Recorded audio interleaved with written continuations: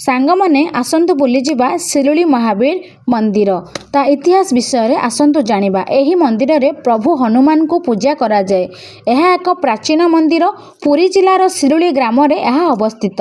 किंवदंती अनुसार हनुमानकर बाम आखि पुरी जगन्नाथ मंदिर आड़ को रहिथिला बेले तांको डाहाण आखि रावणर जन्मस्थान लंका आड़कू रहिछि।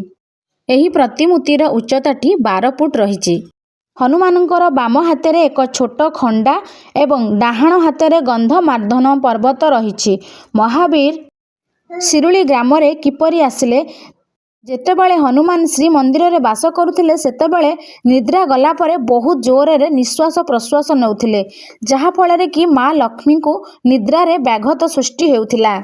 माँ लक्ष्मी जगन्नाथ को जणैथिले। जगन्नाथ हनुमान को कहिथिले तुमे 2.5 पाउंड माने 2.5 पाद पछुको घुंची जाओ।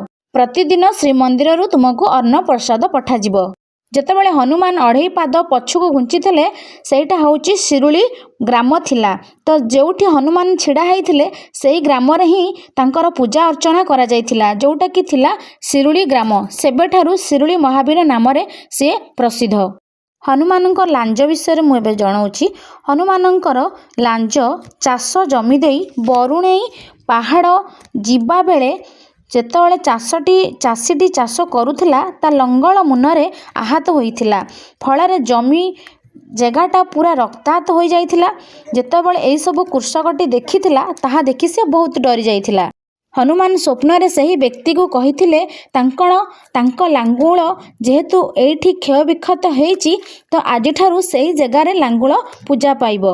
तो सेबेठारू सही चाष जमी रे मंदिर हबा पई प्रयास चलीथिला, किंतु हनुमान ताहा करे देई नथिले। से स्वप्न रे कहिथिले कि सेठारे केवल फूल चंदन देई पूजी पारिबो। एई हनुमानंकर लांजटी बढ़ुथिबार लोकमानंकर मध्य विश्वास रहिछि। जदि ए भिडियोटी भल लागिथिबो प्लीज ए भिडियोटी लाइक शेयर कमेंट करने को जमा भी भूलिबेनी।